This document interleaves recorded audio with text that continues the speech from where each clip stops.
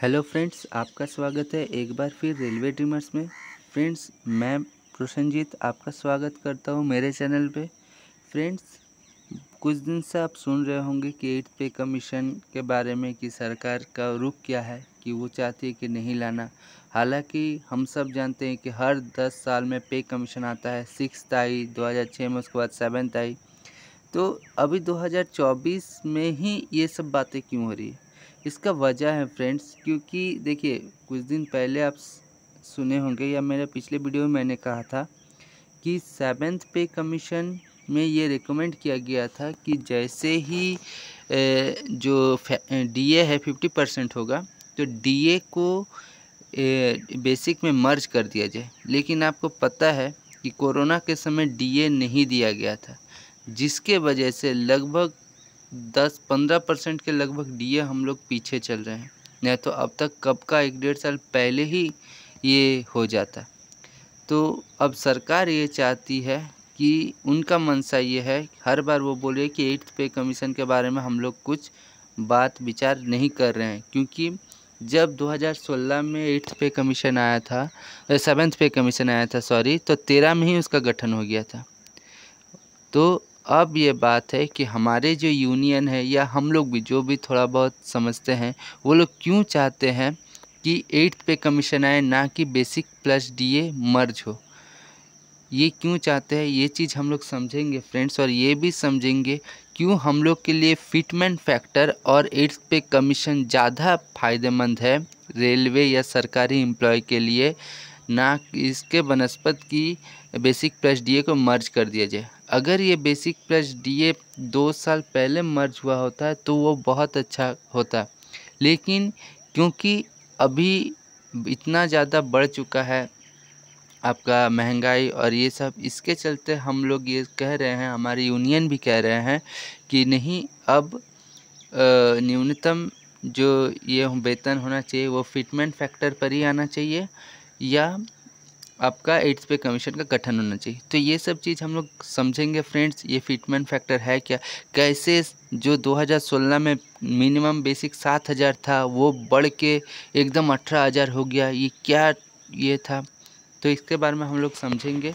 तो चलिए friends, video को शुरू करते हैं। ये चीज़ तो मैं आप लोग बोलो, अगर आप लोग को मेरा इन्फॉर्मेशन थोड़ा भी अच्छा लग रहा होगा तो फ्रेंड्स हमारे चैनल को लाइक शेयर एंड सब्सक्राइब ज़रूर कर दीजिएगा फ्रेंड्स, और अपने दोस्तों तक भी शेयर कीजिएगा। तो चलिए समझते हैं चीज़ को।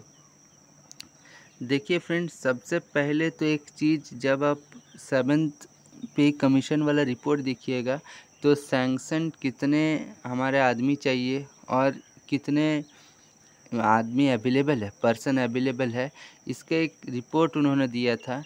तो देखिएगा 15,97,000 के लगभग रेलवे में ही पद खाली थे, और 2006 का बात यह है, और 14.12 लाख जो है एम्प्लॉय थे।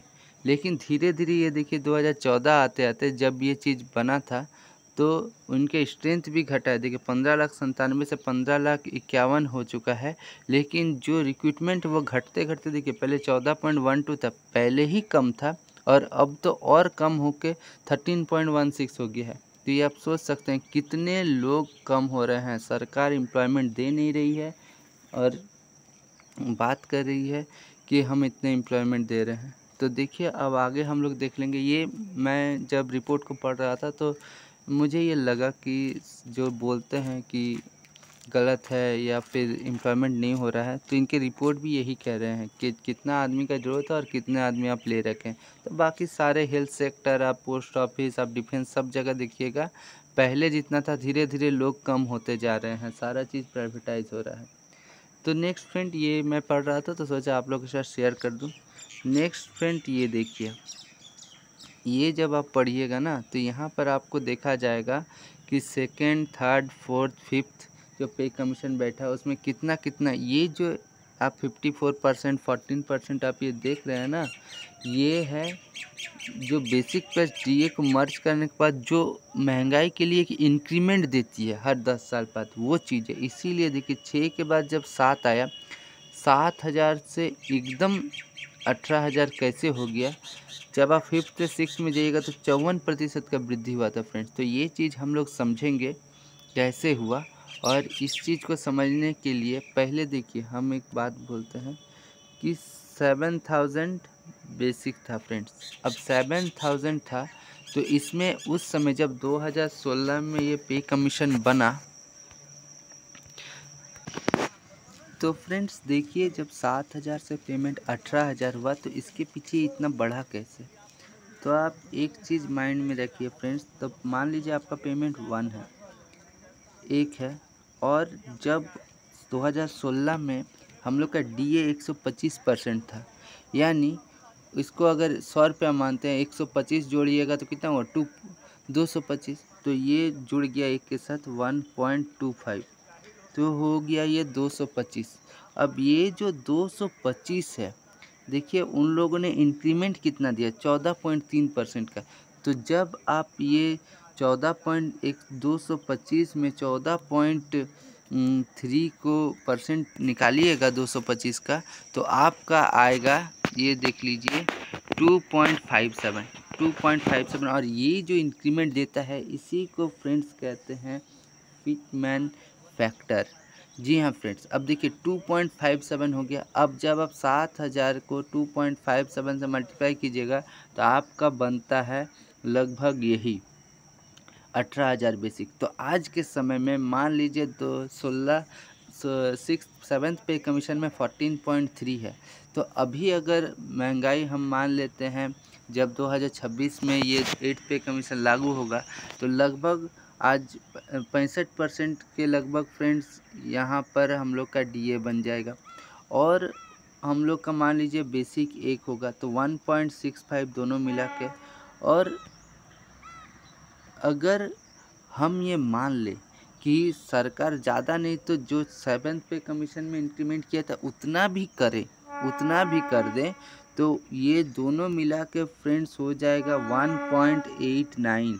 तो इसका क्या मतलब हो गया फ्रेंड्स, लगभग जो आपका पेमेंट है ना वो लगभग दुगुना हो जाएगा। आप 18000 को 1.89 से अगर मल्टीप्लाई कर देते हैं 18000 को, तो लगभग वो जो मिनिमम बेसिक है फ्रेंड्स वो पहुंच जाएगा 34000 के लगभग, 34000 समथिंग के लगभग। तो ये ज़्यादा फ़ायदेमंद है। तो इसीलिए हम लोग ये कह रहे हैं, आप नेक्स्ट पेज में भी देखिएगा फ्रेंड्स। और ये कैलकुलेट कैसे होता है, जो फिटमेंट फैक्टर जो कैलकुलेट करता है वो इस पर देखिएगा। आपका आटा का दाल, राइस, ये सब का जो पेमेंट आता है ये पूरा लिस्ट है, आप देख सकते हैं। ये सब को देखकर 18000 राउंड फिगर किया गया था। तो ये एक्सपेंशन कि महंगाई कितनी है, दूध का दाम, सब्जी का दाम, शुगर का दाम, ये सब देख के ये पूरा 7th पे कमीशन में पूरा लिस्ट दिया हुआ है। देखिए इसको कैसे टेबुलेट किया गया है, देखिए कि कैसे ये आया, पूरा रिलेशनशिप बना के दिया गया है, ग्रेड पे वाले को कैसे होगा नहीं होगा।